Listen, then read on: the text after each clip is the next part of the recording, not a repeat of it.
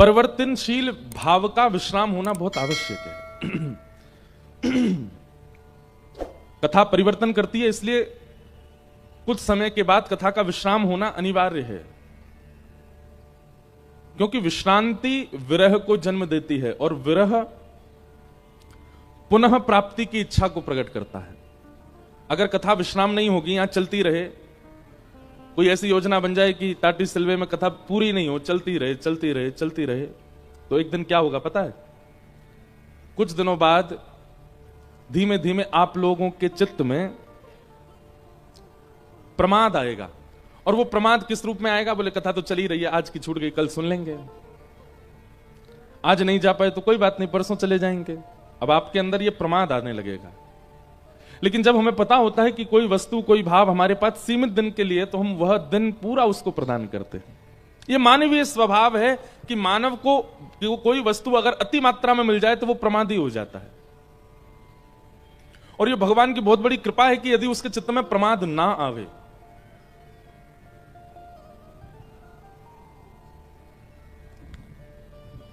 हमारे ऊपर बहुत बड़ी कृपा है, ठाकुर जी ने हमारा कान ऐसे पकड़ रखा है और एक दिन भी हमको बिना व्यासपीठ पर बैठे ठाकुर जी रहने नहीं देते। हर दिन व्यासपीठ पर बैठना ही है, कथा सुनानी ही है। आज यहां कथा पूरी कर रहे हैं, कल से दिल्ली में प्रारंभ कर देंगे। दिल्ली में हम इसकी उद्घोषणा नहीं कर रहे थे, क्योंकि दिल्ली की जो कथा है वो प्राइवेट नहीं है, लेकिन वो जज करा रहे हैं सुप्रीम कोर्ट के। उनके साथ इतनी सिक्योरिटी है कि बाहर के लोगों को आने में बड़ी दिक्कत होगी। ऑडिटोरियम है, ज्यादा उसमें लोग आ नहीं सकते। और जो जज हैं वो अभी एक्टिव जज हैं सुप्रीम कोर्ट के, तो वो सुबह तो अपनी हियरिंग में जाएंगे और फिर शाम को कथा भी कराएंगे। तो उनका भाव था, महाराज जी हम अभी तो जल्दीबाजी में करा रहे हैं, ताकि एक बार मन है, और इतने लोग आएंगे कथा में, सबकी व्यवस्था हम संभाल नहीं पाएंगे, और फिर लोग बाग यहाँ आएंगे, सिक्योरिटी इतनी है कि लोगों को दिक्कत हो जाएगी। तो इसलिए, नहीं तो दिल्ली में सबसे ज्यादा वैष्णव हैं कथा सुनने वाले, इसलिए एक दिन अलग से कार्यक्रम बाहर करना पड़ रहा है हमको खुद से, ताकि वहां के लोगों को एक दिन मिल सकें, कुछ भाव सुना सकें। 1 तारीख को दिल्ली में कथा का विश्राम होगा और 1 की रात को ही निकल जाएंगे केनिया, नायरोबी, अफ्रीका, और वहां 2, 3, 4 3 दिन का भगवत चर्चा होगी। मतलब केवल हम जो सीमित व्यासपीठ छोड़ने के बाद जो हमारा समय रहता है वो केवल ट्रेवलिंग में ही जाता है, और जैसे पहुंचते हैं तुरंत व्यासपीठ पर बैठ जाते हैं दूसरी जगह। फिर वहां पूरी करके फिर साउथ अफ्रीका जाएंगे, वहां केप टाउन, 2-3 शहरों में 2-2 दिन के कुछ भाव हैं। वहां से 12 तारीख को लौटेंगे, 12 को सीधे जयपुर पहुंचेंगे। जयपुर में होली महोत्सव होगा। फिर होली महोत्सव वहां विश्राम करके फिर 3 दिन घर पे होली मनाएंगे, लाल जी का उत्सव करेंगे। फिर 17 मार्च से 23 मार्च तक अमृतसर पंजाब में 7 दिन की भागवत कथा नहीं है, भक्त चरित्र, और उसमें भी कथा का नाम है भक्त वत्सल गोपाल। श्री ठाकुर जी ने कैसे कैसे भक्तों पर कृपा की, और अधिकतर वो भक्तों के चरित्र हैं जो हमने आज तक कहे नहीं, ऐसे चरित्र वहां अमृतसर में सुनाएंगे 7 दिन तक। फिर वहां 23 को पूरी करेंगे, और 25 तारीख से फिर पंजाब में एक सुनाम जगह है, वहां कथा सुनाएंगे, वहां पूरी करेंगे। वहां पूरी करते ही रात में भागेंगे, फिर जलगांव में कथा सुनाएंगे, फिर जलगांव में पूरी करके फिर आगे गुजरात कच्छ में जाएंगे, फिर वहां से आगे लंदन जाएंगे, लंदन से आगे फिर जबलपुर जाएंगे। एक दिन भी हम पे श्वास लेने के लिए नहीं है। ये हम इसलिए नहीं बता रहे कि हम बहुत व्यस्त हैं, हम इसलिए बता रहे हैं कि देखो ठाकुर जी ने कैसी कृपा करी, एक दिन भी अपनी कथा कहे बिना हमको बैठने नहीं देते। आप लोगों के पेट में दर्द हो जाए, आपके पेट में दर्द हो जाए तो आप 7 दिन में से 1 दिन की कथा छोड़ सकते हो, पर हमारे पेट में दर्द हो जाए तो कितनी बार तो हम बुखार में कथा कहने आते हैं, जुकाम में कथा कहने आते हैं, सिर दर्द में कथा कहने आते हैं, पेट दर्द हो जाए, चाहे जो हो जाए, चाहे परिवार में कोई दिक्कत हो जाए, तो भी हमको कथा सुनाने आना पड़ता है। हमारी कुछ दिन पहले माता जी भी अस्वस्थ थी, तब भी हम कथा सुना रहे थे। अब इसका एक पक्ष हम क्या समझते हैं कि बाकी लोग ठाकुर जी के लिए समय निकालते हैं, पूरा दिन दुनिया को देते हैं, उसमें से फिर थोड़ी देर समय निकालते हैं ठाकुर जी के लिए। हमारे लिए ठाकुर जी ने ऐसी व्यवस्था कर दी है कि हमारी दुनिया का समय है ही नहीं। अब हम 4 घंटे आपको कथा सुनाते हैं, उसके अलावा क्या करते हैं? पूरे दिन भी हमारे ठाकुर जी चलते रहते हैं, चित्त में, मन में, भाव में, स्वभाव में, बुद्धि में कुछ ना कुछ भगवत चर्चा, भगवत भाव बना ही रहे। कितनी बड़ी कृपा है ठाकुर जी की, एक क्षण के लिए भी विषय का चिंतन करने का हमारे पास समय नहीं है। लोग बाग कहते हैं ये चैलेंज अपना लो, 30 दिन के लिए ऐसा ब्रह्मचर्य का पालन करो, सुबह जल्दी ब्रह्म मुहूर्त में उठने लग जाओ, और ये जाओ इधर करो, ऐसा करो, नाम जप करो। कितना प्रयास करना पड़ता है तब जाकर के वो संसार के विषयों से निकल पाते हैं। पर हम पर कितनी बड़ी कृपा है ठाकुर जी की, हमको ज्यादा कुछ व्यवस्था करनी नहीं पड़ती, हमारे सारे नियम अपने आप हो जाते हैं, अपने आप भगवत स्मृति बनी रहती है। हमारा तो मन करता है जैसा जीवन है ना वैसा सबका हो जाए, केवल ठाकुर जी को याद, और कुछ नहीं। दुनिया के लोग विदेश जाते हैं तो विदेश के जैसे बन के आ जाते हैं, हम विदेश जाते हैं तो विदेश वालों को भी वृंदावनी बना के आ जाते हैं। ले बहुत बड़ी कृपा है, ऐसी कृपा ठाकुर जी की सब पर हो जाए। एक दिन भी, एक क्षण भी भगवत स्मृति के बिना आपका ना निकले। कल से प्रयास कीजिएगा आप लोग, हर दिन स्मरण बने, कथा का हर दिन स्मरण कीजिए। जो भाव श्रवण किए थे यहां, जो कीर्तन श्रवण किया था यहां, जो प्रसाद पाया था यहां, जो दर्शन किया था यहां, अरे भैया आसपास के बैठे हुए वैष्णव, ये जो श्रोता है ना, जो आपके अपरिचित हैं, जिनको आप जान, वो भी कभी मिल जाएं राह चलते हुए, तो भी मिल करके, अरे आप कथा में दिखे थे हमको, वहां कथा में कितना आनंद आया था, कितने सुंदर चरित्र, कितने अच्छे भाव।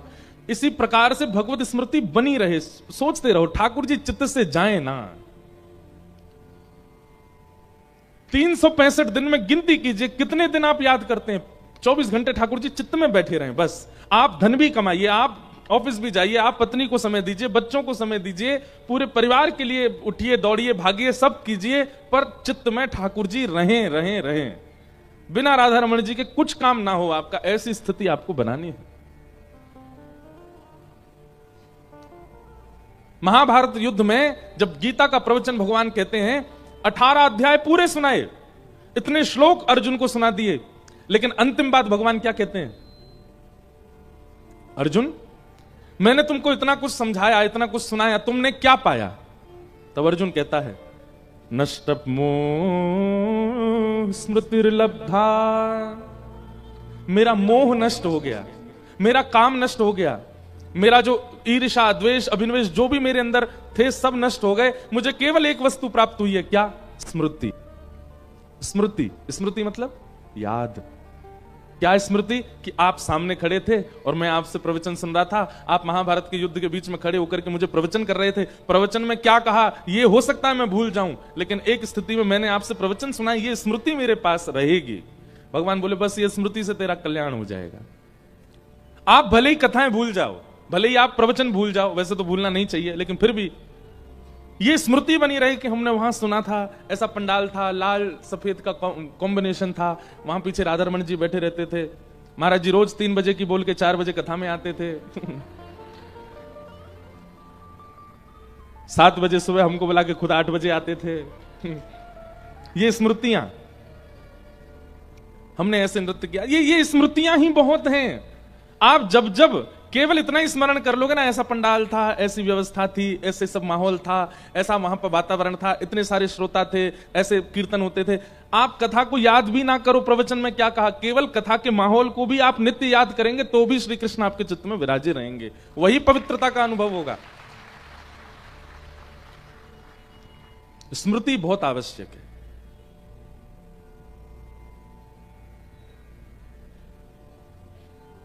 यादें वो बनी रहे बस।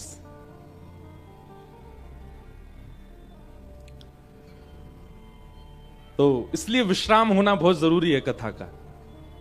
कल मंच पर सारे हमारे समिति के सब भाई बहन लोग आए, सब लोग तो माइक पर जो बोल रहे थे वो कह रहे थे अब हम कैसे संभालेंगे सबको, हम तो चाह रहे हैं कथा पूरी नहीं हो, चलती रहे, पर नहीं, विश्राम होना जरूरी है।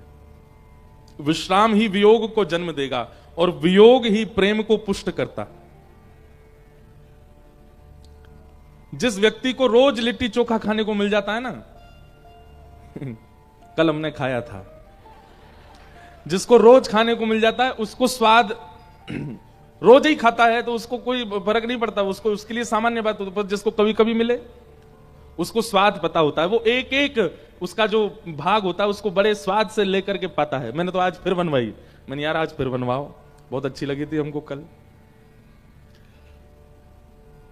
इसलिए हम तो कहते हैं वृंदावन जाने वालों को वापस आना चाहिए वृंदावन से। क्यों? क्योंकि वियोग जो होगा, जो विरह चित्त में आएगा, वही विरह ही वृंदावन को और ज्यादा पुष्ट करेगा चित्त में। वृंदावन में रहने वाले बहुत श्रेष्ठ हैं, पर कभी कभी वृंदावन से जाके वापस आने वाले मुझे ज्यादा श्रेष्ठ लगते हैं, क्योंकि वो वृंदावन की वैल्यू करते हैं। वो वृंदावन के भाव से उतने जुड़ जाते हैं कि उनका विरह इतना व्याप्त होता है। कई बार अति समीप रहने वाले को विरह नहीं होता। मीराबाई कहती हैं, नंद नंदन पिया कपट जो कीनो, निकल गयो निकल गयो निकल गयो छल करके जादू करके जादू करके जादू करके हो जादू करके हो पिया कित गयो जादू करके जादू करके कित गयो जादू करके। मोर मुकुट पीतांबर सोहे, मोर मुकुट पीतांबर सोहे, मोर मुकुट पीतांबर सोहे, मोर मुकुट मोर मुकुट पीतांबर सोहे। कबहु न मिले कबहु न मिले कबहु न मिले अंग भर के जादू करके जादू करके जादू करके हो जादू करके। ओ पिया कित गयो जादू करके जादू करके कित गयो जादू करके। मेरा दासी शरण जो आई, मेरा दासी शरण जो आई, मेरा दासी शरण जो आई, मेरा दासी शरण जो आई, मेरा दासी शरण जो आई, मेरा दासी चरण कमल चरण कमल चरण कमल चित धर के जादू करके जादू करके जादू करके हो जादू करके हो पिया कित गयो जादू करके जादू करके कित गयो जादू करके। विरह बहुत आवश्यक है। भक्ति में जिसके प्रेमाश्रु ना प्रकट हुए हों, समझना उसका चित्त अभी शुद्ध नहीं हुआ है। कभी लीला सुनकर के, कोई भाव सुनकर के, कथा सुनकर के, या किसी वैष्णव को देख करके वृंदावन से वापस लौटते समय यदि नेत्र सजल ना हो रहे हों तो अभी आप प्रेम लक्षणा भक्ति में प्रवेश नहीं कर पाए हैं। हम एक बात कह दें तो कोई अतिशयोक्ति नहीं, प्रेम लक्षणा भक्ति में ठाकुर जी भी आपसे प्रेम करने लगे हैं। ठाकुर जी आपको उपहार दे रहे हैं, स्वीकार कर रहे हैं। इसका प्रतिफल मिलेगा कि आपके नेत्र सजल ही रहेंगे। कोई तनिक सी चर्चा कर दे, उस चर्चा को सुनते ही आपका रोम रोम पुलकित होने लगेगा। यह इस बात का प्रमाण है कि ठाकुर जी आपको स्वीकार कर चुके हैं। नहीं तो भाव आना, नेत्र सजल होना, विरह होना, ये सबको नहीं होता, ये सबको नहीं देते ठाकुर जी। इसलिए कथा का विश्राम आवश्यक है। हजारों लोग कथा सुनते हैं पर सबको विरह नहीं होगा। विरह होना बहुत कम लोगों को ही होगा। अच्छा, उद्देश्य भी एक विशेष बात है कि आपको कथा के विश्रांति में विरह किस लिए हो रहा है। कई लोगों को विरह कथा के विश्राम का नहीं होता, उनको यह विरह होता है कि इतना अच्छा उत्सव जैसा चल रहा था, सब मिल रहे थे, जुल रहे थे, अब कोई नहीं मिलेगा, कल से काम पे जाना पड़ेगा, इसलिए विरह हो रहा है। विरह कथा का हो, लीला का हो, कृष्ण का हो, वैष्णवों का हो, भक्तों का हो। जाते जाते इस पंडाल से जब निकलें तो यहां की थोड़ी सी रज ले जाइएगा, क्योंकि इतने सारे भक्तों ने आकर के यहां पर कथा श्रवण की है। निश्चित ही यहां की रज ब्रज रज के समान ही हो चुकी है, वो मस्तक से लगाने योग्य हो चुकी है। इसलिए आप सब लोग खूब ध्यान रखिएगा अपना, खूब भाव से कथाएं सुनते रहिएगा। और संभवतः बहुत जल्दी हम आएंगे रांची, आप सबके मध्य में फिर कथा सुनाएंगे। अभी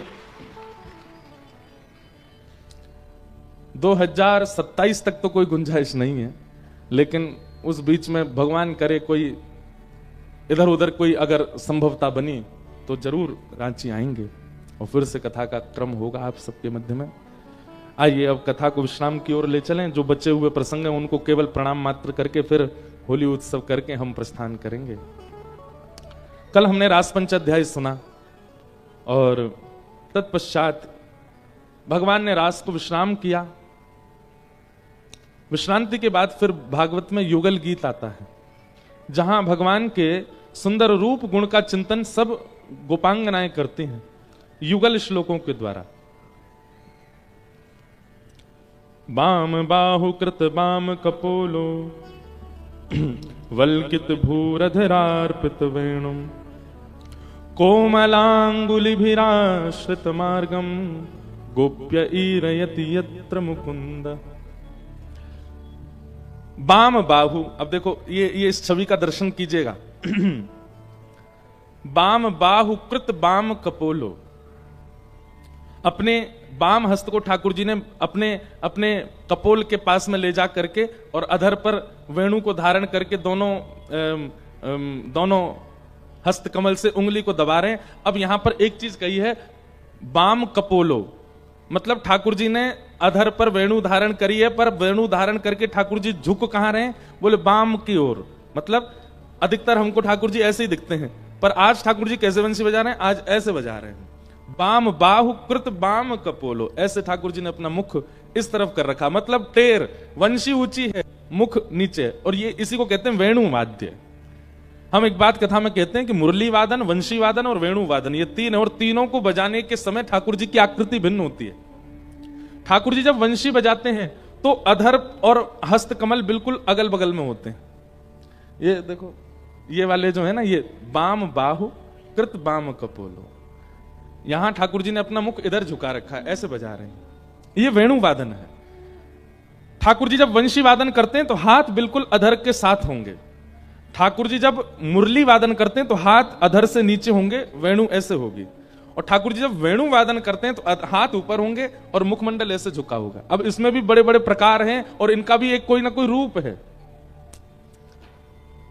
मुरली वादन ठाकुर जी अनजानों के लिए करते हैं, जो ठाकुर जी को नहीं जानते। जैसे कोई गोपी है, वो जा रही है राह पे और ठाकुर जी की तरफ देख ना रही, वाकू अपनी ओर मोहित करवे के काजे ठाकुर जी बजाते हैं मुरली। मुरली कैसे बजाते हैं, नीचे हाथ रहेंगे और अधर पर ऐसे वंशी। लेकिन जो ठाकुर जी के हो चुके हैं, जैसे कि अष्ट सखा हैं, ठाकुर जी के नंद बाबा, यशोदा मैया आदि, ये जो ठाकुर जी के ही वंश के, उनके लिए ठाकुर जी वंशी बजाते हैं। तो अधर के बिल्कुल सामने ही ठाकुर जी बिल्कुल सीधे खड़े होकर बजाते हैं। और जो श्री ठाकुर जी के प्रेम में उन्मत्त गोपियां हैं, या फिर कह दूं हमारी किशोरी जी श्री राधा रानी हैं, उनके लिए ठाकुर जी वेणु बजाते हैं। अच्छा, इस तरफ मुख झुकने का अभिप्राय एक और है।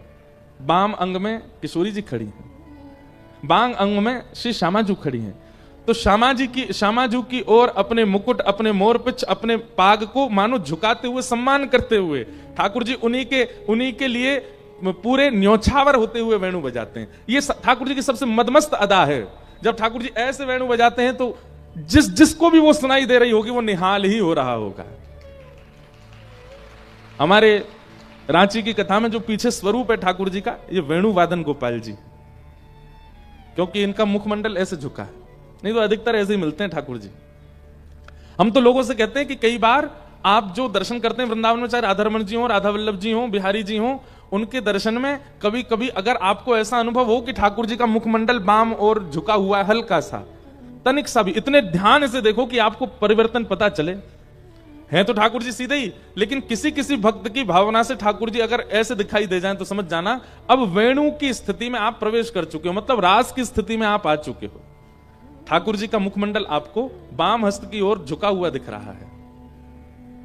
ठाकुर जी हैं सीधे ही, यहां दिख रहा है तो समझो अभी मुरली बजा रहे हैं। ठाकुर जी आपसे कह रहे हैं एक और भजन करो, एक और समीप आवे को प्रयास करो, पर इस तरफ झुका हुआ दिखे तो समझ जाना कि अब ठाकुर जी आपसे अत्यंत प्रसन्न हो चुके हैं, अब आपको स्वीकार करने के लिए तैयार है ठाकुर जी। तो वेणु वाद्य, बाम बाहु कृत बाम कपोलो वल्गित भू अधरार्पित वेणुम, ठाकुर जी वेणु बजा रहे हैं। कोमलांगुली भिराश्रित मार्गम गोप्य ईरयति यत्र मुकुंद। ठाकुर जी के स्वरूप को देख करके गोपियां निहाल हो रही हैं, कितने सुंदर लग रहे हैं श्याम सुंदर। वेणु वादन कर रहे हैं। अब ये है तो बहुत सुंदर पूरा युगल गीत। गोपियां सब गई मैया यशोदा के पास, और मैया यशोदा तो बोली मैया हम आज शिकायत लेके आई हैं। बोले तुम पे और कुछ काम ही ना है, शिकायत ही लेके आओ। अब क्या शिकायत है ये बताओ। सब गोपियां बोली मैया तुम्हारे लाला तो हम सबक ना सिखा पाई। मैया बोली तो फिर कौन है सिखाओगी। बोले जाने तुम्हारे लाला बंसी बजानो सिखाओ, वाह को पतो बताओ, वाह दारी की हम बता के हमें। यशोदा मैया बोली कहाँ है गयो, कहा दिक्कत है तुम्हें, मेरे लाला की वंशी थे। तो गोपियां क्या कह रही हैं, बोले मैया तुम्हारो लाला वंशी बजावे और घर में सास हमारी डांटे। मुरहर रंधन समय मां कुरु मुरली रवम। गोपियां कह रही हैं बोले तुम्हारो लाला जब जब वंशी बजावे तब तब हमारी घर में सास हमको डांटे। यशोदा मैया बोली लाला मुरली बजावे तुम्हारी सास काहे को डांटे। बोले क्योंकि फिर हम बेसुध रह जाएं, वाकी वंशी की धुन सुन करके हम पे कोई काम नहीं बन पावे। अगर हम चौका लगा रही होंगी तो वहीं रुक जाएंगी, भोजन बना रही होंगी तो रोटी जर जाएगी, वहीं रुक जाएंगी। एक गोपी बोली मेरे संग तो विचित्र ही होवे। बोले कहा मैं तो स्तब्ध हूं भी, लेकिन मैं रोटी बना रही हूं, वास्तव में मेरी लकड़ी भी स्तब्ध है जाए, वो जल्लों बंद है जाए, उनमें भी रस प्रवाह प्रारंभ है जाए तुम्हारे लाला की वंशी सुन के। मैया हमारे सबरे काम बिगाड़ रखे तुम्हारे लाला ने। कोई गोपी कह रही बोले मैं तो सब्जी बनाऊं, वहां मैं राम रस नमक डालवे की जैसे ही प्रयास करूं वही समय वंशी कानन में आने लगे तो मन करे अरे या साग को खट्टो नहीं बनाऊं, ऐसी मीठी मुरली बज रही, या तो मीठो बनाऊं, वहां मैं गुड़ डाल दूं, पूरा साग बिगड़ जाए मेरो मैया। तुम्हारे या लाला की वंशी की वजह से हमारे घर बिगड़ रहे हैं, उजड़ रहे हैं। तुम्हारे लाला थे तुम कुछ कहना पाई। या के गुरु है बताओ कौन ने सिखाई है बंसी बजानो, वाह हम देखेंगे।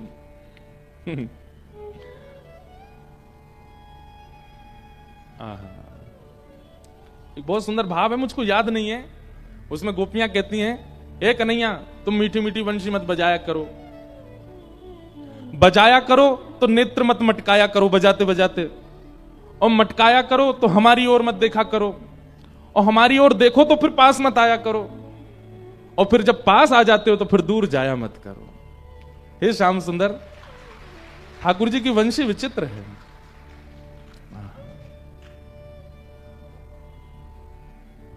कारो कन्हैया कारी कमरिया, कारो कन्हैया कारी कमरिया, कारो है यमुना को नीर कारो है, यमुना को नीर मुरलिया बाजे रे यमुना के तीर, मुरलिया बाजे रे यमुना के तीर। हाँ मुरलिया बाजे रे यमुना के तीर, मुरलिया बाजे रे यमुना के तीर। विविध गोप चरणेषु विदग्धो वेणुवाद्य ऊर्ध्वाजिज शिक्षा, तब सुतः सती यदादर बिंबे दत्त वेणु रनयत स्वर जाति। गोपियां सब यशोदा मैया से जाके पूछने लगी, कौन ने सिखाई तुम्हारे लाला बंसी? बा को पतो बताओ मैं। यशोदा मैया हंस के बोली, अरे गोपियों, मेरे लाला ने कोई तो बंसी ना सीखी, ऊर्ध्वा निज शिक्षा, खुद सीख गयो लाला बजानो। वंशी के प्रणेता कौन है? वंशी का निर्माण किसने किया? श्री कृष्ण ने ही वंशी को बनाया है और उन्होंने ही इसका स्वर जातियों का निर्माण किया है। अब दुनिया के लोग चाहे किसी को भी आविष्कारकारी बताएं, पर वंशी का आविष्कार हमारे लाल जी ने ही किया है। हमारे ब्रज में कथा के कि एक बार गैया दौड़ी दौड़ी लाला के पास गई। ठाकुर जी ने इशारे में पूछी, अरे गैया तू बड़ी घबराई सी लग रही, काहे को? गैया बोली, पूरे ब्रजमंडल में मुझ कोई तो भय ना लगे सिवाय या बांस के। जे बांस मुझ बहुत भयभीत करे। कोई खेत में चली जाऊं, खेत वाले बांस दिखाते हैं तो मुझे भागना पड़े। कोई मार्ग पे जाऊं, वह मार्ग पे कोई बांस लेके खड़ा हो तो मैं वह मार्ग पे जा ना पाऊं, मुझे इतना भय लगे। या बांस से ही मुझे भय लगे और कोई तो मुझे भय ना लगे। ठाकुर जी बोले, जा बांस ते तो भय लगे वही ते तो प्रेम करवाऊं, चल। और ठाकुर जी ने जाके जैसे ही बांस पकड़ो तो एक हाथ का स्पर्श करते 3 उंगलियों के स्पर्श होते ही 3 छिद्र प्रकट हुए, दूसरे हाथ का स्पर्श करके 3 उंगलियों के स्पर्श से 3 छिद्र और प्रकट हुए, और उसी को उठा करके जैसे ही ठाकुर जी ने अधर पर रखा 1 छिद्र और प्रकट हुआ। और जैसे ही ठाकुर जी ने अपने भाव पिरोए, उसी के स्वर को सुन करके गैया के नेत्र सजल हो गए, थनों से अविरल दूध धार बहने लगी। ठाकुर जी ने गैया को आनंदित कर दियो और वही गैया से बोले, अब बता तो बांसते भय लग रहा है? तब गैया बोली, ना अब मुझे भय ना लग रहा, अब मुझे तो या तो प्रेम है गयो। ठाकुर जी बोले, ब्रज की कोई भी वस्तु से तू भयभीत मत होइए। वंशी का निर्माण ही श्री कृष्ण ने किया है। उज निज शिक्षा, किसी गुरु से नहीं सीखने गए ठाकुर जी, अपने आप बजानी सीखी वंशी। इतना सुंदर वर्णन है यहां पर कि जब ठाकुर जी वंशी बजाते हैं तो आकाश में 33 कोटि देवता खड़े हो जाते हैं, सब स्तब्ध हो जाते हैं। इंद्र अपना कार्य भूल जाते हैं, पवन बहना भूल जाती है, जल यमुना जी का जल स्तब्ध जैसा हो जाता है, जितने वृक्ष हैं उन सब के पत्ते हिलने बंद हो जाते हैं, सब पशु पक्षियों की चहकाहट, सब कान खड़े करके केवल ठाकुर जी के भाव सुनते हैं। भागवत जी में एक वेणु गीत है, वो और ज्यादा सुंदर है। उस वेणु गीत में तो ठाकुर जी की वेणु से क्या क्या होता है वो सब भाव बताए जाते हैं। एक बार हमने वेणु गीत विस्तार से कहा था जयपुर में, बहुत अच्छा है वेणु गीत। ठाकुर जी के वेणु के सुंदर भाव बताए गए। आगे भगवान ने अनेक लीलाएं की। एक दिन मधुमंगल बोलो ठाकुर जी थे। ठाकुर जी बोले, कहा बात है रे मधुमंगल, तू बड़ा उदास डोल लो। मधुमंगल बोलो, लाला सबरी गोपी तोते प्रेम करें, सबरी गैया तोते प्रेम करें, सबरी ग्वाला तेरो सम्मान करें, हमें तो कोई पूछे ना है। मधुमंगल बोल, ठाकुर जी बोले, सब मोते पूछे, मैं तोते पूछूं यही में राजी है जा, मैं तो सो प्रेम करूं यही में खुश है जा। मधुमंगल बोला, ना है लाला, मोए भी चाहिए कि मैं भी गोपीन के संग रास करूं। ठाकुर जी बोले, दारी के बहुत पिटाई है जाएगी तेरी, मैं परमात्मा हूं, मैं तो जय जय हूं, वो चल चल बात मत बना, जय जय। लाला कछु ऐसो करवा, मोए भी रास करनो, मैं भी चाहूं कि सब गोपी मोसो प्रेम करें, सब ग्वाला मेरो सम्मान करें। ठाकुर जी बोले, ये संभव ना है। मधुमंगल बोलो, लाला देख एक बात मेरी सुन। बोले, कहा, तेरे रहस्य को मैं जान गया हूं। ठाकुर जी बोले, कहा जान गए हो? वही तेरी पीरी पीतांबरी, काली कमरी और ये तेरो मोर मुकुट है का, मोर पिछ है का, इनमें ही कछु जादू है। तू एक दिन आके काजे तीनों मोह पहना दे, मोर पिछ पहना दे, कारी कमरी पहना दे, पीली पीतांबरी पहना दे, बस एक दिन आके काजे पहना दे, दूसरे दिन ले लियो मोते। ठाकुर जी बोले, या मत देखियो, बहुत बड़ा भार है इनमें, तू मत पहनियो इन्हें।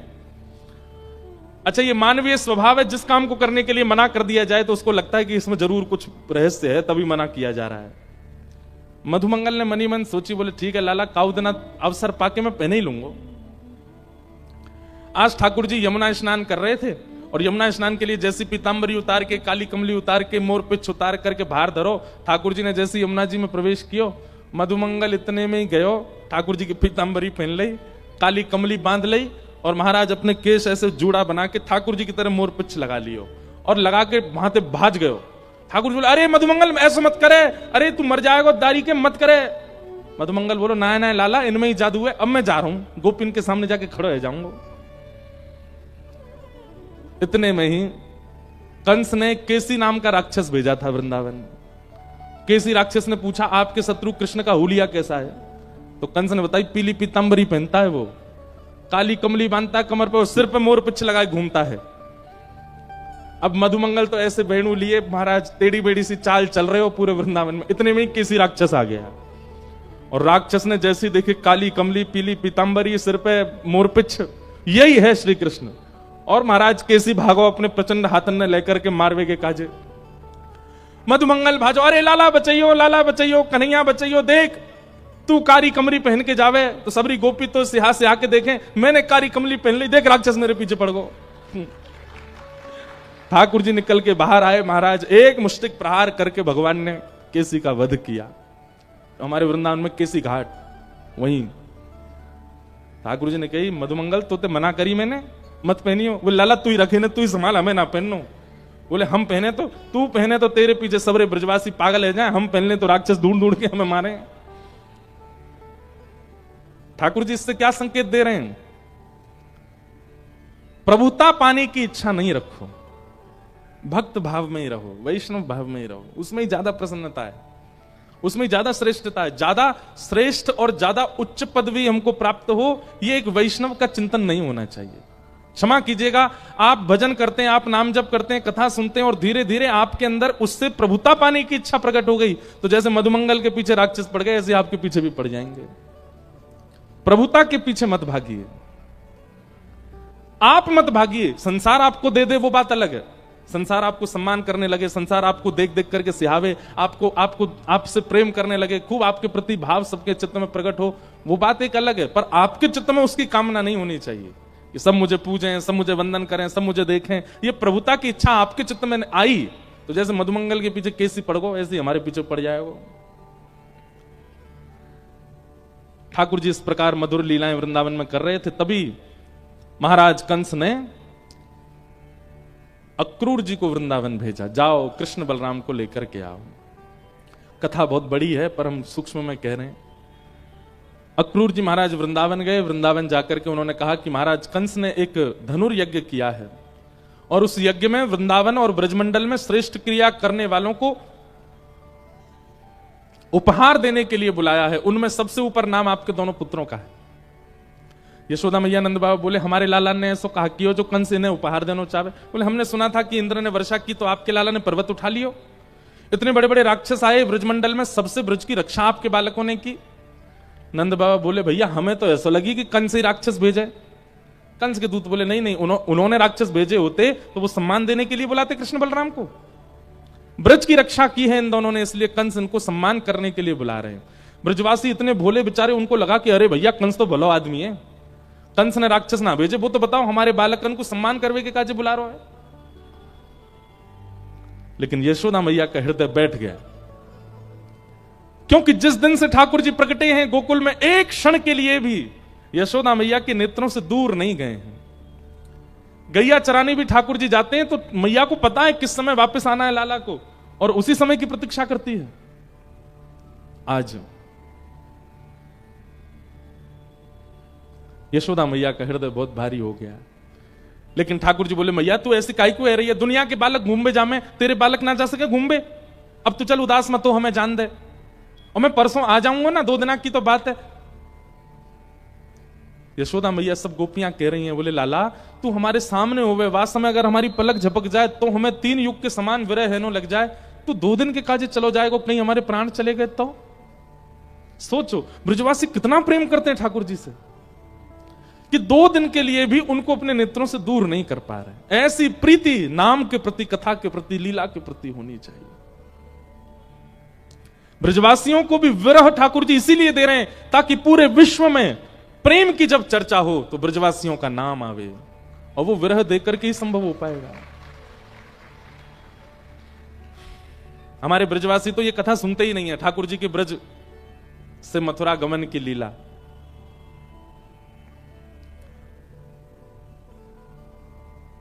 भगवान बोले मैं परसों आ जाऊंगा, और आज रात में ठाकुर जी मैया से अंक में भर के सोए हैं।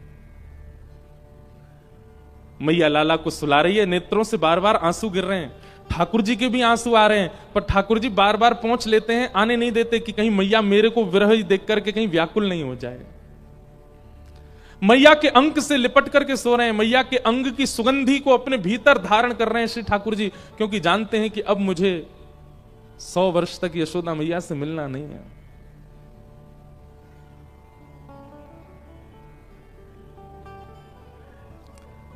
बार बार ठाकुर जी करवट ले रहे, मैया कह रही लाला तू सो काई को नारो का भयो? ठाकुर जी बोले कछु ना मैया, सब ठीक है।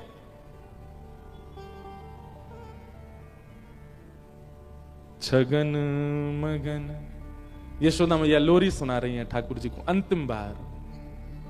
मेरे लाल को आजान दिया,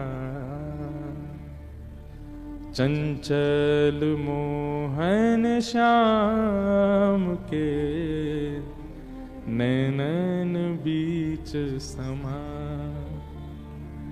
आजारी निदिया लाल को, आजारी निदिया लाल को, मैया रही तो कुसुला।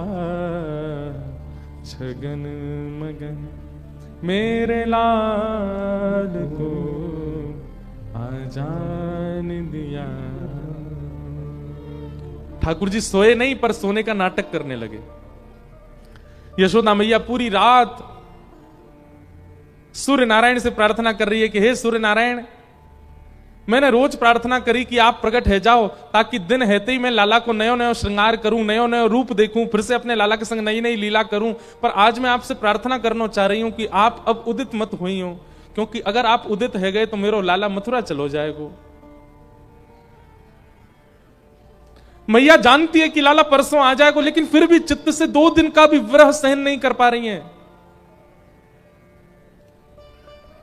प्रातः काल का समय हुआ, ज्यादा विस्तार मुझे करना नहीं इस भाव का, नहीं तो बहुत ठाकुर जी का मथुरा गमन, बहुत विरह का भाव, और उसके बाद फिर उद्धव जी का आना, गोपियों के साथ संवाद। ठाकुर जी सुबह उठते स्नान ध्यान करके सब ब्रजवासियों से मिलकर के रथ में बैठे और मथुरा को प्रस्थान कर गए। मथुरा जाकर के भगवान ने कुबलिया पीड़ हाथी का उद्धार किया, माली का उद्धार किया, कुब्जा का उद्धार किया, धनुष भंजन करके भगवान ने रणभूमि में प्रवेश करके बड़े बड़े मल्लों को मार दिया। 50 सिद्धि ऊपर बैठे हुए महाराज कंस, मल्लानाम मश निर्णयनाम स्मर, मल्लानाम मश निर्णयनाम नरवर, स्त्रीणाम स्मरो मूर्तिमान, गोपानाम स्वजनो सताम चितभुजाम, शास्त्रा सुपित्रो शिशु, मृत्युर्भोजपतिर्विराट विदुषाम, तत्वं परम योगिनाम, वृष्णीनाम पर देवते विदितो रंगम गतः साग्रज। सबको ठाकुर जी अलग अलग दिखाई दे रहे थे। महाराज कंस को मृत्यु के रूप में दिखाई दे रहे। अभी ठाकुर जी की आयु कितनी है? 11 वर्ष 56 दिन। 11 वर्ष 56 दिन के ठाकुर जी ने छलांग मार के 50 सिद्धि ऊपर पहुंच गए, और महाराज कंस के सिर से मुकुट दूर फेंक करके उनके केश पकड़ लिए। केश पकड़ के अपनी दोनों भुजाओं में प्रचंड कंस के विग्रह को उठा लिया, और उठा करके 50 सिद्धि ऊपर से नीचे पटक दिया। नीचे गिरते ही कंस के प्राण निकल गए। छलांग मार करके ठाकुर जी ने उसकी छाती पर पादप प्रहार किया और पूरे मथुरा को दिखा दिया कंस का वध। सब ब्रजवासी आनंदित हो गए, शोर मचाने लगे, जय जयकार करने लगे, बोले नंद के लाला की। यह ध्वनि पहुंची कारागृह में बैठी हुई 11 वर्ष 56 दिन से प्रतीक्षा कर रही देव की मैया। एक मां को विरह देकर के आए हैं, दूसरी मां को संयोग देने के लिए, और एक मां को विरह देकर के गए थे, एक मां को संयोग देने के लिए। जन्म कहां लिया? देवकी के पास। और जन्म लेते ही कहां चले गए? बंधुओं, माताएं यहां ज्यादा बैठी हैं। बालक का जन्म होने के बाद उस मां को कुछ नहीं चाहिए, केवल उसका बालक हृदय में दे दीजिए, उसके बालक को हृदय से लगा दीजिए। ये कोई मां ही समझ सकती है इस भाव को। लेकिन उस स्थिति में, जिस स्थिति में बालक हृदय पर लग जाए तो मां के सारे रोग दूर हो जाते हैं, सारी चिंता। उस स्थिति में श्री ठाकुर जी वृंदावन चले गए। देव की मैया तब से ही अपनी छाती पर हाथ रख के बैठी है और 11 वर्ष 56 दिन तक विरह सहा ठाकुर जी का, देख भी नहीं पाई कि कैसा स्वरूप है। और आज जब 11 वर्ष 56 दिन बाद ठाकुर जी लौट करके आए, देव की मैया ने जैसे ही लाला को देखा, देखते ही मूर्छित हो गई यशोदा मैया। इतने सुंदर, श्याम सुंदर।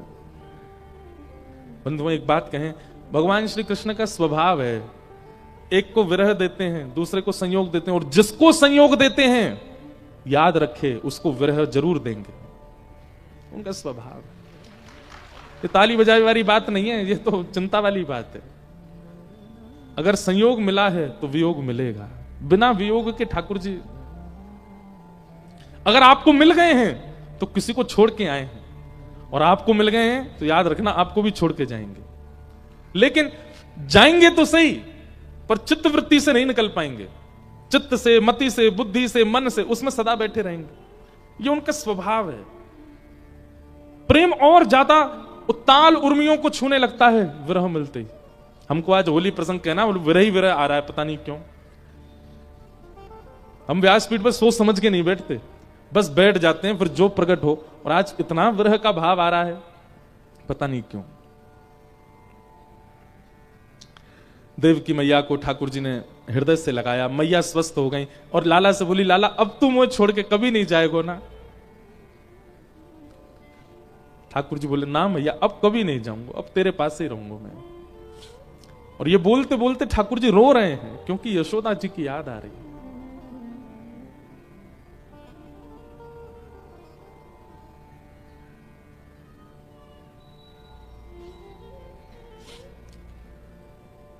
उग्रसेन को ठाकुर जी ने मथुरा का राजा बनाया और स्वयं भगवान तुरंत निकल गए गुरुकुल पढ़ने के लिए अवंतिका, उज्जैन। वहां ठाकुर जी सांदीपनी उपाध्याय से शिक्षा ग्रहण करते हैं। वहीं ठाकुर जी को एक मित्र मिलता है जिसका नाम है सुदामा। ठाकुर जी उसके साथ बहुत प्रसन्न रहते हैं, क्योंकि वो ब्रज की बातें बताता है। भगवान ने अपना मुंडन करवाया, चोटी रखवाई चौड़ी, गौ खुर के समान चोटी ठाकुर जी ने धारण की और शिक्षा ग्रहण की। सांदीपनी गुरुकुल में भगवान ने विधिवत शिक्षा ग्रहण करने के बाद फिर वापस मथुरा आए। दिव्य भव्य स्वागत हुआ मथुरा में ठाकुर जी का। युवराज हैं ठाकुर जी। घोषणा होने लगी, राजाधिराज वसुदेव नंदन देवकी नंदन ब्रज उरचंदन ब्रह्म गौ ब्राह्मण संत प्रतिपालक श्री कृष्ण चंद्र भगवान पधार रहे हैं। और ठाकुर जी को यह सुनने में बिल्कुल अच्छा नहीं लग रहा है। ठाकुर जी कहते हैं, इतना बड़ा नाम हो गया मेरा, वृंदावन में मेरे छोटे छोटे नाम है, कनुआ, गोविंद, गोपाल, कृष्ण, कन्हैया। अब मेरा नाम क्या हो गया? राजाधिराज, मथुराधिपति, वसुदेव नंदन, देवकी नंदन, ब्रज उरचंदन, गौ ब्राह्मण संत प्रतिपालक श्री कृष्ण चंद्र भगवान। मथुरा आते ही ठाकुर जी को वृंदावन की याद आने लगी। तुरंत ठाकुर जी अपने कक्ष में गए और जिस तरफ वृंदावन है उसी तरफ बैठे खड़े खड़े ठाकुर जी यशोदा मैया, नंद रानी सबको याद करने लगे। देव की मैया ने विचार किया, इतने दिनान बाद लाला आयो मेरो, आज अपने हाथ से भोजन कराऊंगी लाला को। थाली सजा करके लेकर के गई कन्हैया के कक्ष में और बोली, लाला मैंने आज तक तुमको अपने हाथ से भोजन नहीं, आज मेरे गोद में बैठ जा, मैं अपने हाथ से पवाऊंगी। ठाकुर जी, हाँ मैया मैं बैठ जाऊं। ठाकुर जी गोद में बैठ गए। जैसी देव की मैया ने थाल खोला, थाल में ठाकुर जी ने देखा मक्खन मिश्री को। जैसे ही ठाकुर जी ने देखा, ठाकुर जी तुरंत मैया की गोद से नीचे उतर गए, रोने लगे, जमीन में लेट गए और यशोदा मैया को याद कर करके ठाकुर जी हुरकियों से रोने लगे और बार बार कह रहे हैं, जब मुझे बरसन तक जानो नहीं हो वापस, तो मैं परसों को वचन क्यों दे के आयो? मुझे वर्षों तक वापस नहीं जानो, मैं अपनी मैया को छोड़ के क्यों आयो? देव की मैया ने जैसे ये बात सुनी व्याकुल हो गई। बोले, मेरा संयोग कृष्ण को प्रसन्नता नहीं दे रहा है, अभी भी यशोदा की याद आती है। पर मां कैसे समझे, कैसे जाने? जो समय व्यतीत किया है यशोदा जी के साथ वो अविस्मरणीय है ठाकुर जी के लिए। वसुदेव जी ने उद्धव जी को भेजा, जाओ कन्हैया को समझाओ। उद्धव जी महाराज ठाकुर जी के पास गए, बोले कि आप परमात्मा हो, आप भगवान हो, कैसे रो रहे हो आप? एक संसारी, एक मोही, एक संसार में संलिप्त व्यक्ति की तरह रुदन कर रहे हो आप। अपने रूप को जानिए, पहचानिए, आप परमात्मा हैं, पर ब्रह्म हैं। भले ही संसार आपको अपना मित्र, सखा, भाई, बंधु, राजा आदि जो भी मानता, मैं तो जानता हूं आप परमात्मा हो। भगवान कहते उद्धव एक काम नहीं हो सकता। बोले क्या? एक दूसरा परमात्मा बना दो और उसको वैकुंठ आदि सब दे दो, उसको संसार चलाने दो, मुझे तो बस हमेशा के लिए वृंदावन छोड़ दो, मैं ब्रजवासियों से दूर नहीं रह पा रहा हूं। उद्धव मेरी मैया से जा कहियो, उद्धव तुम वृंदावन चले जाओ, क्योंकि अगर मैं चला गया तो वापस नहीं आ पाऊंगा, इसलिए तुम मेरे तरफ से चले जाओ वृंदावन।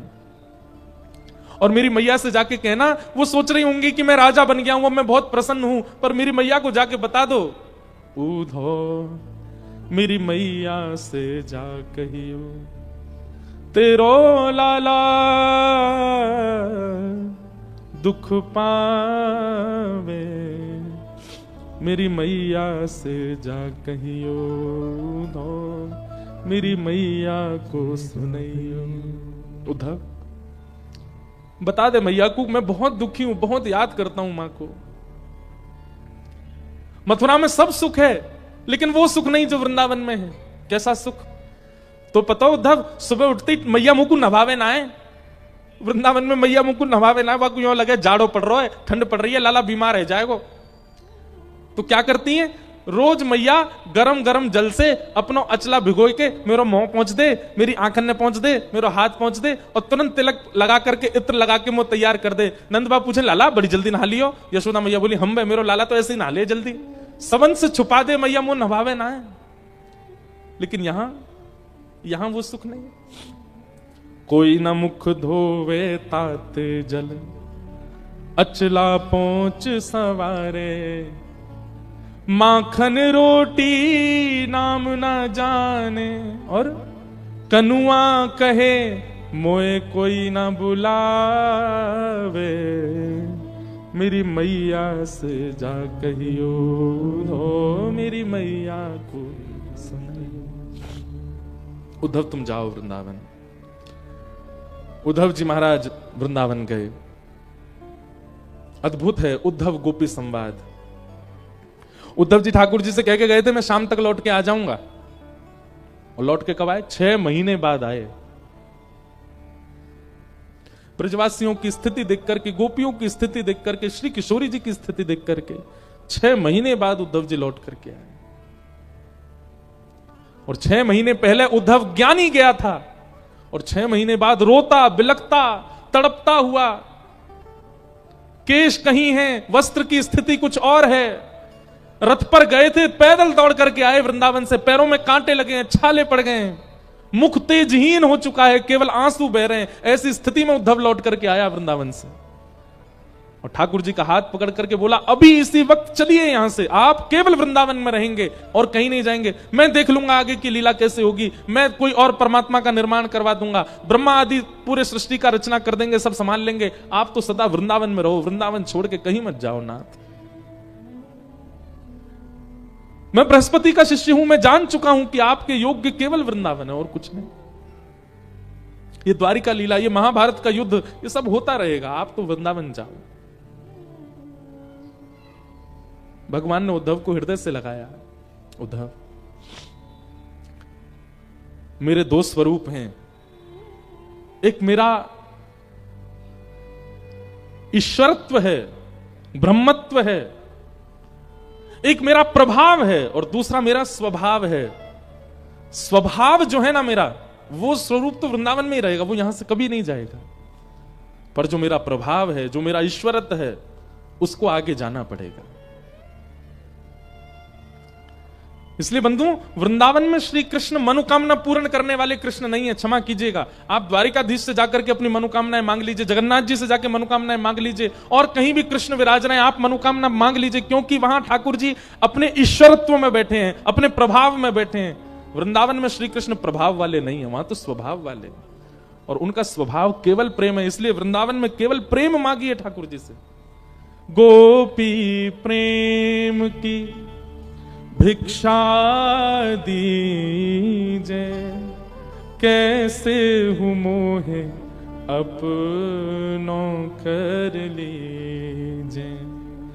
तुर गुण गावत दिवस बितावत, दृग बरसावत, हुए हूँ प्रेम विभोर। श्री राधे कीजे कृपा की कोर। सरस किशोरी बयस की ठोरी, रति रस भूरी, कीजे कृपा की कोर। श्री राधे कीजे कृपा की कोर। भगवान बोले, उद्धव अब मुझे संतुष्टि है। क्यों? मुझे लगता था कि मैं द्वारिका लीला, मथुरा लीला कैसे करूंगा, क्योंकि मैं अकेला हूं, लेकिन अब तेरे रूप में ब्रजमंडल मेरे साथ है। बंधुओं, अर्जुन भगवान का शिष्य है और उद्धव हमारी किशोरी जी का शिष्य है। इसलिए उद्धव अर्जुन से श्रेष्ठ सखा है ठाकुर जी का। इसलिए उद्धव के लिए शब्द आता दैत्य सखा। दैत्य शब्द या तो गोपियों ने प्रकट किया है श्री कृष्ण के लिए, या कृष्ण ने प्रकट किया है उद्धव के लिए। इसलिए उद्धव सामान्य नहीं है। और इस प्रकार उद्धव गोपी संवाद हुआ। मथुरा पर 2 बार चढ़ाई, मथुरा पर चढ़ाई होने लगी। भगवान ने जरासंध को हरा दिया, लेकिन जरासंध ब्राह्मणों को अनुष्ठान पर बैठा करके आया तो भगवान रण छोड़ करके द्वारिका पहुंचे। बोलो द्वारिकाधीश की। द्वारिका नगरी का निर्माण भगवान ने स्वयं करवाया था विश्वकर्मा से। समुद्र के बीचों बीच ठाकुर जी वहां मथुरा वासियों को लेकर के पहुंच गए। भगवान ने क्यों गए थे? क्योंकि जरासंध ब्राह्मणों को अनुष्ठान पर बैठा करके आया था कि अब की बार कृष्ण नहीं हारे तो तुम सबके सर धड़ से अलग कर दूंगा। तो ब्राह्मणों के हित के लिए ठाकुर जी रण छोड़ के भाग गए। नहीं तो जरासंध क्या चीज है, ठाकुर जी उसको तुरंत मार देते। लेकिन संत, विप्र और गौ, इनके लिए ठाकुर जी सब कर सकते हैं। इसलिए ठाकुर जी रण छोड़ के द्वारिका गए। रेवत राजा की पौत्री, पुत्र की पुत्री से, रेवती से बलराम जी का ब्याह हुआ, और भीष्मक राजा की पुत्री रुक्मणी जी से भगवान का विवाह हुआ। विवाह संपन्न हुआ। ठाकुर जी के अष्ट प्रमुख विवाह बताए गए। अब हम कथा क्रम बहुत सूक्ष्म कहकर के चलेंगे आगे। तत्पश्चात भौमासुर नाम का एक राक्षस था, उसके यहां 16,100 राजकुमारियां बंदी बनी हुई थी। उसको मार करके भगवान ने उन 16,000 राजकुमारियों को मुक्त करके घर जाने को कहा। उन सब ने कहा अब हमको कोई स्वीकार नहीं करेगा, माता पिता भी रख लेंगे तो कोई ना कोई ताने तो हमें देता ही रहेगा, अपनाथ कृपा करके आप ही हमें स्वीकार करो। और 16,100 राजकुमारियों के साथ भगवान ने विवाह किया। 16,108 विवाह ठाकुर जी के हुए। 16,108 रूप धारण करके अलग अलग पत्नी के साथ भगवान रहते हैं। ये कोई मानवीय नहीं कर सकता, ये मानव लीला नहीं है। और ये सारी जितनी भी भगवान की पटरानियां हैं, ये कोई मानव नहीं है। अष्ट प्रकृति, अष्ट प्रमुख पत्नी है भगवान की। पृथ्वी, जल, अग्नि, वायु, आकाश, मन, बुद्धि और अहंकार, ये 8 भगवान की मुख्य पटरानियां हैं। 5 प्रकृति मानव के बाहर की और 4 प्रकृति मानव के अंदर। कितने हुए? 9 प्रकृति है। बाहर की 5 प्रकृति कौन कौन सी? पृथ्वी, अग्नि, जल, वायु, आकाश। और मानव के भीतर 4 प्रकृति हैं, मन, बुद्धि, चित्त और अहंकार। इसमें चित्त तत्व जो है मानव के अंदर का, वो भगवान है। इसलिए उनको अलग कर दिया जाए तो बाहर की 5 प्रकृति, भीतर की 3 प्रकृति, ये भगवान की 8 पटरानी। 16,100 जो है ये मंत्र हैं, वैदिक मंत्र। वही वैदिक मंत्र उपासना कांड के भगवान की पत्नी बनकर के आए। ठाकुर जी ने सबसे विवाह किया।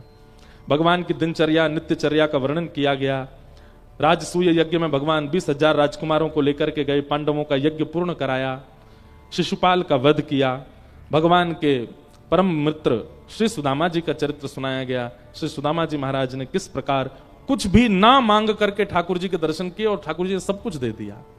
मैं कथा में कहा करता हूं, तुच्छ कुछ और सब कुछ। ठाकुर जी से कुछ मांगोगे तो तुच्छ मिलेगा, ठाकुर जी की सेवा करोगे तो कुछ मिलेगा, और कछु नहीं मांगोगे तो सब कछु मिल जाएगा। इसलिए ठाकुर जी से कभी कुछ मत मांगो, बस एक चीज कहो, क्या? नाथ,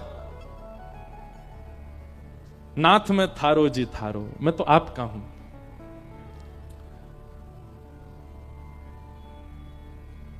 नाथ में थारो जी थारो,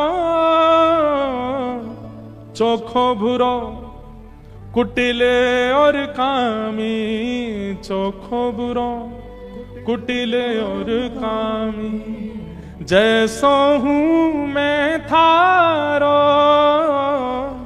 जैसो हूं मैं थारो, नाथ में थारो जी थारो, चोखो बुरो कुटिले और कामी, चोखो बुरो कुटिले और कामी। जैसो हूं मैं थारो, जैसो हूं मैं थारो, नाथ में थारो जी थारो, मैं आपका हूं नाथ। बस सुदामा चरित्र के बाद भगवान के यदुवंश को श्राप लगा। भगवान ने अपने बालकों को खूब समझाया कि भाई अनुचित क्रियाएं मत किया करो, लेकिन बालक ठाकुर जी के संतान है ना, इसलिए वैल्यू नहीं करते भगवान की बातों की, और संतों का अपमान किया, संतों ने श्राप दे दिया, जाओ जिस सांब के साड़ी पहना करके हमारी परीक्षा लेने के लिए आए कि बताओ गर्भवती नारी है, इसके पेट में बालक है कि बालिका, यही भगवान का पुत्र शांब, इसके गर्भ से लोहपिंड जन्मेगा और तुम्हारा पूरा कुल सर्वनाश हो जाएगा। लोहपिंड घिस करके समुद्र में डाल दिया, एर का नाम की घास बन गया। एक दिन यदुवंशी लड़ झगड़ करके आपस में सब मर गए।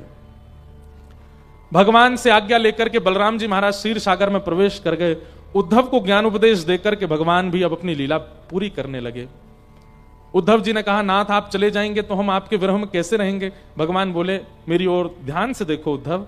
और तभी भगवान ने एक ज्योति रूप धारण किया। 7 बार आकाश में भ्रमण करने के बाद तिरोधाय प्रविष्टोयम श्रीमद् भागवतार्णवम, श्रीमद् भागवत ग्रंथ के रूप में भगवान ने कहा, कलयुग में यदि मेरा अनुभव करना हो तो श्रीमद् भागवत के ये ग्रंथ, ये मेरा ही स्वरूप है। इसी में ठाकुर जी प्रविष्ट हो गए।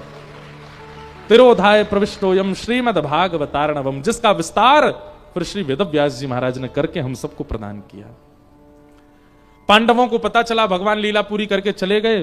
परीक्षित को राज्य गद्दी पर बिठा दिया। राजा परीक्षित ने एक दिन कलयुग को 5 स्थान दिए, स्वयं भटक गए। 7 दिन में मरने का श्राप लगा। आज 7वां दिन है, कथा विश्राम होने लगी। शुकाचार्य जी महाराज ने परीक्षित से कहा, परीक्षित आज 7वां दिन है, क्या तुम्हारी मृत्यु होगी?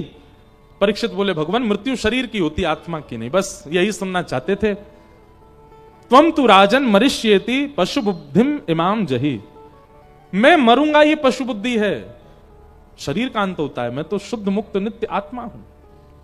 ये ज्ञान जैसे ही परीक्षित जी को हुआ, सुखदेव जी व्यास मंच से उठ करके जाने लगे। बोलो सुखदेव जी महाराज की, व्यास भगवान की जय।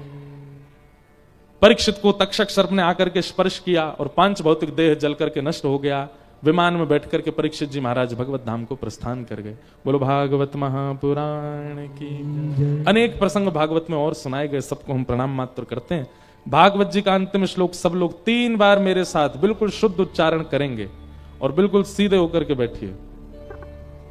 नाम संकीर्तनम यस्य, नाम संकीर्तनम यस्य, सर्व पाप प्रणाशनो, सर्व पाप प्रणाशनो, प्रणामो दुःख समनः, प्रणामो दुःख समनः, तम नमामि हरिं परम, तम नमामि हरिं परम। नाम संकीर्तनम यस्य, नाम संकीर्तनम यस्य, सर्व पाप प्रणाशनो, सर्व पाप प्रणाशनो, प्रणामो दुःख समनः, प्रणामो दुःख समनः, तम नमामि हरिं परम, तम नमामि हरिं परम।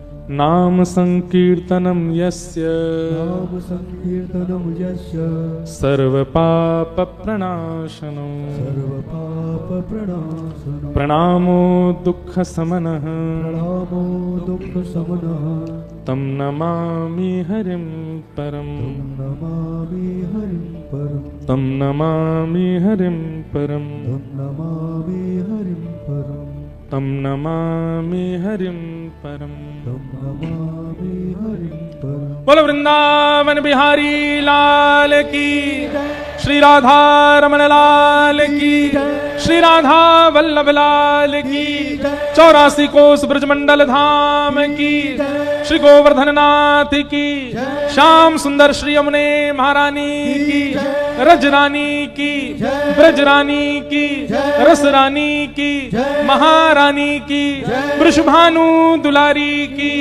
वृषभानु के जमाई की, जय जय श्री राम, जय जय श्री राम, जय जय श्री राम।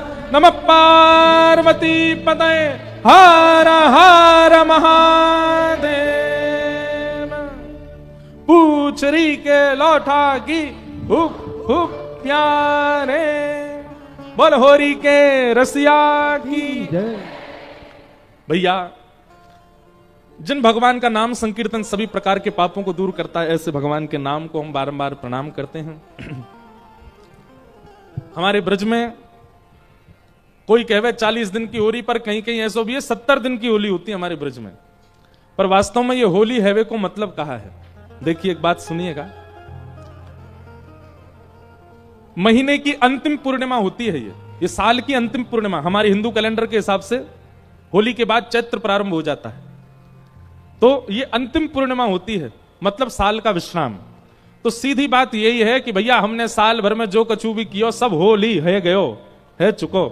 कोई ते गिले शिकवे भय, कोई ते लड़ाई है गई, कोई ते झगड़ो है गो, कोई ते कछु भयो, कोई ते वादना। सब लोग गले लग करके एक दूसरे को रंग लगा करके एक नई शुरुआत करते हैं, नए वर्ष का प्रारंभ करते हैं, इसलिए होली का उत्सव मनाया जाता है। और हमारे ब्रज में निकुंज के भाव से 40 दिन की होली होती है। वसंत पंचमी से प्रारंभ हो जाती है। नित्य ठाकुर जी को गुलाल लगाया जाता है। नित्य ठाकुर जी अपने सब सखी सखान के साथ में नित्य होली करें, ऐसे हमारे ब्रज की होरी है। और दुनिया में तो होरी होवे, ब्रज में तो होरा कहा होवे। कैसो ये देश निगोरा, जगत होरी ब्रज होरा। ब्रज में होला होवे, ऐसे ब्रज में होरा होवे। ठाकुर जी सब सखान के संग तैयार रह गए, फेंटा लगा करके, सिर पर पाग बांध करके, कानन में कुंडल लगा करके। हमारे ब्रज के परंपरा से काफी राग गाया जाता है ठाकुर जी की होरी में। तो एक पद काफी में गा देते हैं, उसके बाद धुआंधार फिर बीच में लगी है रैंप, आएंगे हम सबके संग धुआं करेंगे, आनंद करेंगे। कथा विश्राम हो गई, अब हम उतर सकते हैं मंच से। नहीं तो नियम होता है उतरना नहीं चाहिए, लेकिन अब कथा विश्राम है। अब होली उत्सव में आप सब लोग भैया अपने चश्मा संभाल लियो, अपने फोन संभाल लियो, एक दूसरे पे गिरियो मत, उछलियो मत, प्रेम से आनंद करेंगे सब लोग। ब्रज में होरी मचाई हमें ऐसी होरी सुहाई। बैठ जाओ सब लोग, अभी रसिया जब गाएंगे तब खड़े होना, अभी बैठ जाओ। ऐसी होरी सुहाई ब्रज में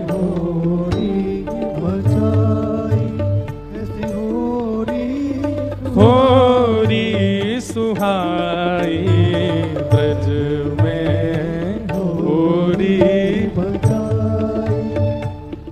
सुनो, ये ब्रज की परंपरा का पद है, ये गा के हम प्रारंभ कर रहे हैं। इत ते आई कुंवरी राधिका, इत ते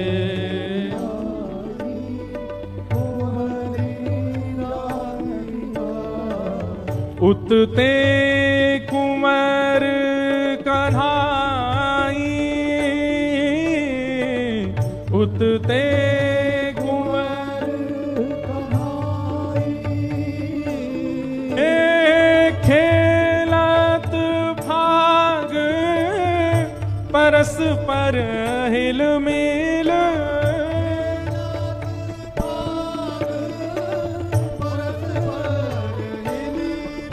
हे खेलत फाग परस पर हिल मिल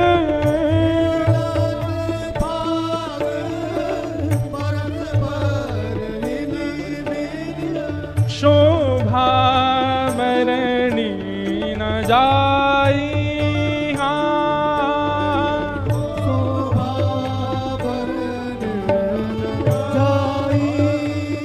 मारी ब्रज में होरी मचाई हमें ऐसी होरी सुहाई ब्रज में होरी मचाई हमें ऐसी होरी सुहाई ब्रज में होरी मचाई हमें ऐसी होरी सुहाई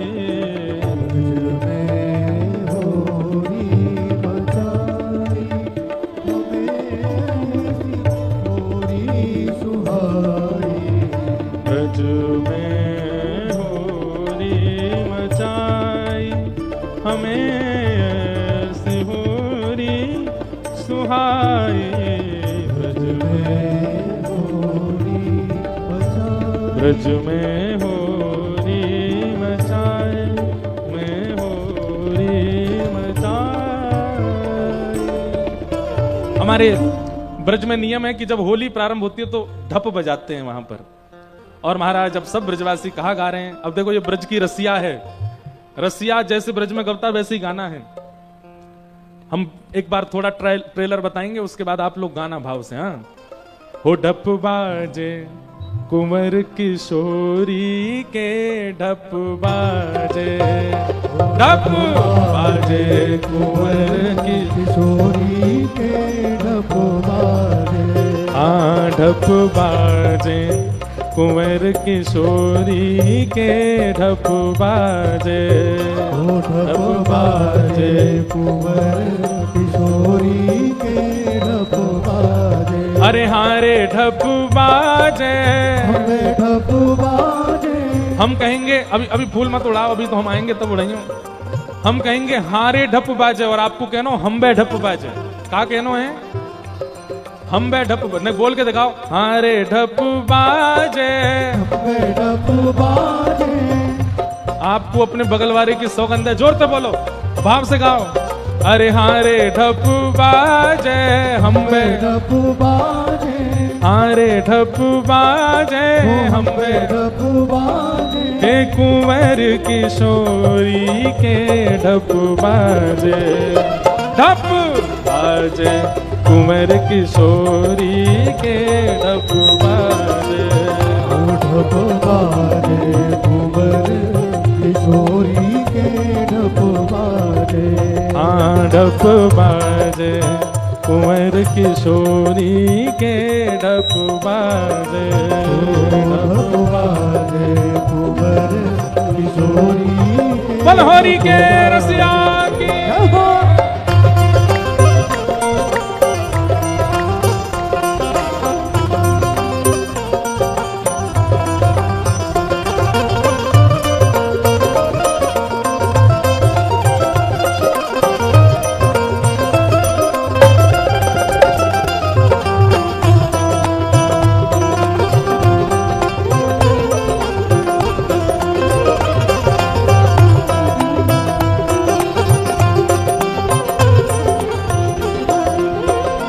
हे वृंदावन हित रूप स्वामिनी, वृंदावन हित रूप स्वामिनी। अरे हाँ हाँ वारे रसिया, हो वारे रसिया। अरे हाँ प्यारे रसिया, हो प्यारे रसिया।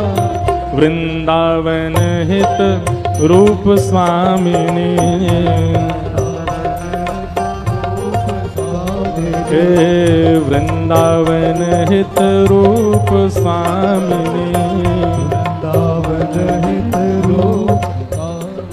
हे कर ढप बजावत होरी के, कर ढप बजावत होरी के, कर ढप बजावत होरी के, कर ढप बजावत होरी के, ढप बाजे, ढप बाजे कुंवर किशोरी के, ढप बाजे, ढप बाजे कुंवर किशोरी के, ढप बाजे, हाँ ढप बाजे कुंवर किशोरी के, ढप बाजे, ढप बाजे कुंवर किशोरी के, ढप बाजे, हारे ढप बाजे हमें ढप बाजे, हारे ढप बाजे, हमें ढप बाजे, हारे ढप बाजे, हारे ढप बाजे, हमें ढप बाजे, हारे ढप बाजे, ढप बाजे, हारे ढप बाजे, हमें ढप बाजे, कुंवर किशोरी के ढप बाजे, ढप बाजे कुंवर किशोरी के ढप बाजे, ढप बाजे कुंवर किशोरी के, ढप बाजे, ओ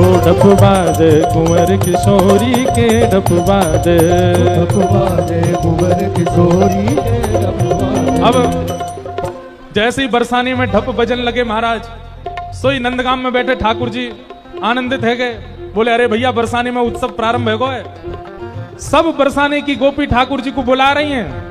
नक आ गया शाम तो पे रंग डारू, नक आ गया, नक आ गया शाम तो पे रंग डारू, नक आ गया, नक आ गया शाम तो पे रंग डारू, नक आ गया, नक आ गया शाम तो पे रंग डारू, नक आ गया, अरे हारे नक आ गया, हम पे नक आ गया, अरे हारे नक आ गया, हम पे नक आ गया, शाम तो पे रंग डारू, नक आ गया, नक आ गया शाम तो पे रंग डारू, नक आ गया, नक आ गया शाम तो पे रंग डारू, नक आ गया। एक काम करें, आप सब लोग बढ़िया होली खेल ही रहे हो, आपस में ही खेल लो, हम यहीं से सुना दें सारे पर।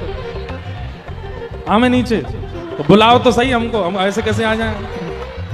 ओ नक आ गया शाम तो पे रंग डारू, नक आ गया, नक आ गया शाम तो पे रंग डारू, नक आ गया, ओ नक आ गया शाम तो पे रंग डारू, नक आ गया, नक आ गया शाम तो पे रंग डारू। अच्छा एक काम करें, एक कंपटीशन करें, अगर आप लोग जीत गए तो हम नीचे आ जाएंगे। हाँ हम बोलेंगे श्री, क्या बोलेंगे और कितनी देर तक हम बोलते हैं ये आपको काउंट करना है, और श्री बोलने के बाद जैसे ही हम श्री बंद करेंगे आपको बोलना है राधे।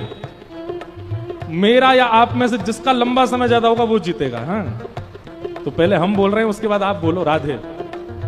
श्री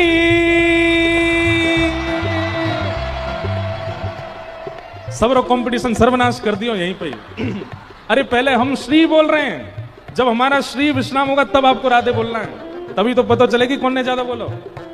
सांस भर लियो, हाँ बाद में बोलियो मेरे।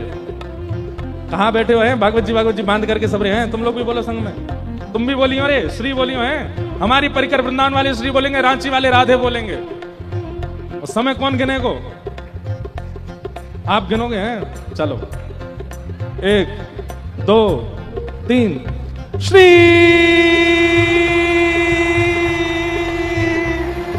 आप लोग तो लायक ही नहीं हो, बताओ ये क्या कर रहे हो? अरे भैया हमारे बाद बोलना है आपको राधे, पहले हमारो श्री पूरो तो हिंदू। अंतिम बार आ ही नहीं रहे, नीचे आना कैंसिल। राधे हमारे बाद बोलना, जब हम श्री बोल के विश्राम हो जाए तब बोलियो भैया, बड़े भोले लोग हो। श्री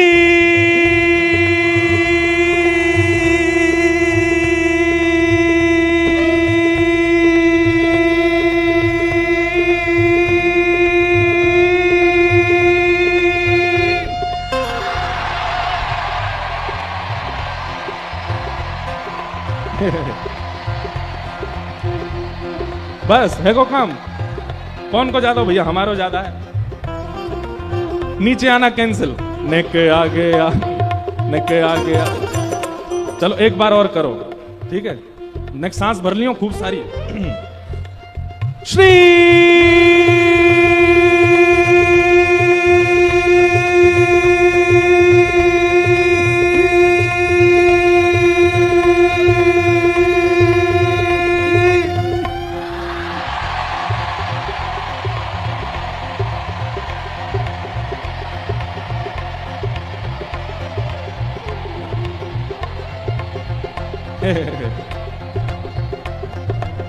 अब देखो, वैसे तो आप लोग हार गए हो, लेकिन हम आ ही जाते हैं। बोल हरि के रसिया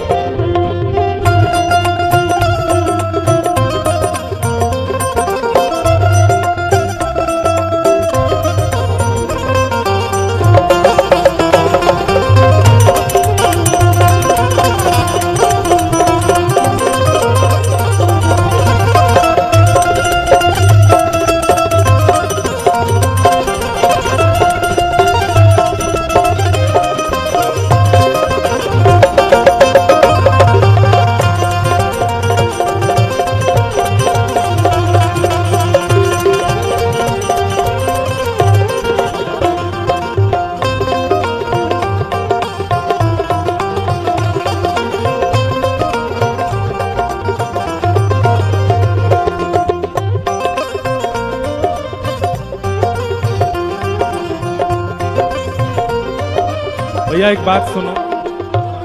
नेक रुक जाओ, नेक रुको भैया। ऊपर तो हम हार गए थे, ऊपर तो हम जीत गए थे, यहाँ हार गए। अरे नेक रुक जाओ थोड़ी देर, ये फूल रुक जाओ, नेक देर नाचो तो सही, दोनों भुजा उठाओ। ओ नेक आगे आ शाम तो पे रंग डारू, नेक आगे आ, फूल रहने दो, अरे हमें डालने दो भाई। रंग डारू नेक आगे आ, रंग रंग डारू नेक आगे आ। नहीं, हे भगवान, अरे भैया नेक रुक जाओ, आप जीते हम हारे भैया, अब मान जाओ, मुंह में चले जाएंगे भैया, रुक जाओ, अभी मत डालो, अभी फूल मत डालो, बस हमको डालने तो, आप लोग तो नाचो। नेक आगे आ शाम तो पे रंग डारू, नेक आगे आ, नेक आगे आ शाम तो पे रंग डारू, नेक आगे आ।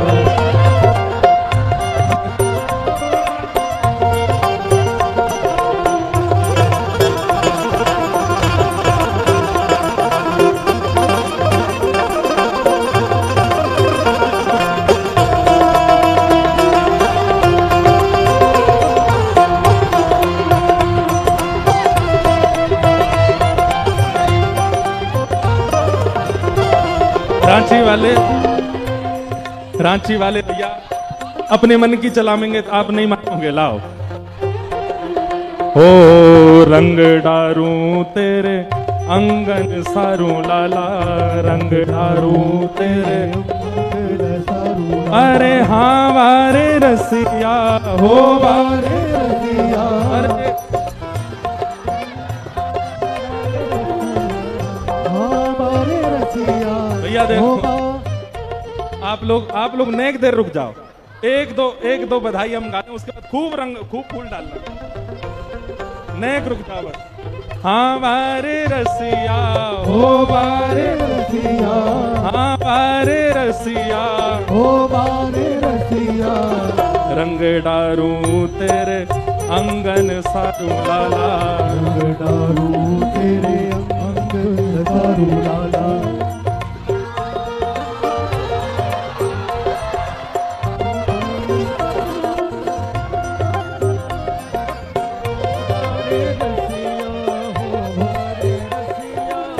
दोनों भुजा उठाओ सब लोग, दोनों भुजा उठाओ, और हो तेरे गालन पे गुलचा मारू, तेरे गालन पे गुलचा मारू, तेरे गालन पे गुलचा मारू, तेरे गालन पे गुलचा मारू। होने के आ गया, नेक आ गया शाम तो पे रंग डारू, नेक आ गया, नेक आ गया शाम तो पे रंग डारू, नेक आ गया, नेक आ गया शाम तो पे रंग डारू, नेक आ गया, नेक आ गया शाम तो पे रंग डारू, नेक आ गया, अरे नेक आ गया, नेक आ गया, अरे नेक आ गया, नेक आ गया, हो शाम तो पे रंग डारू, नेक आ गया, नेक आ गया शाम तो पे रंग डारू, नेक आ गया, नेक आ गया शाम तो पे रंग डारू, नेक आ गया, नेक आ गया शाम तो पे रंग डारू, नेक आ गया, नेक आ गया शाम तो पे रंग डारू, नेक आ गया, अरे नेक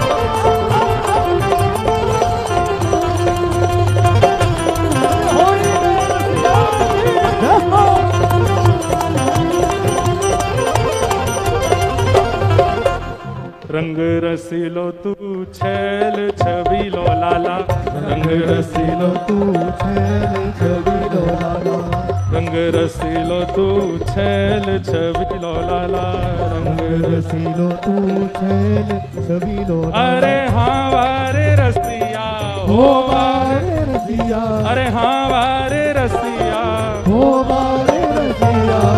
एक तो भैया देख अच्छा लग रहा हूँ, मैं मुंह बांध के गा रहा हूँ, अब फूल मत डालियो। हाँ हमने, अरे भैया नहीं रुक जा, सुनो, हमने अपनी हार स्वीकार कर ली आपके आगे, अब मत डालियो हम पे। हैं अब एक दूसरे पे ही डालो, तभी हम उतारेंगे, नहीं तो ऐसे ही गाएंगे।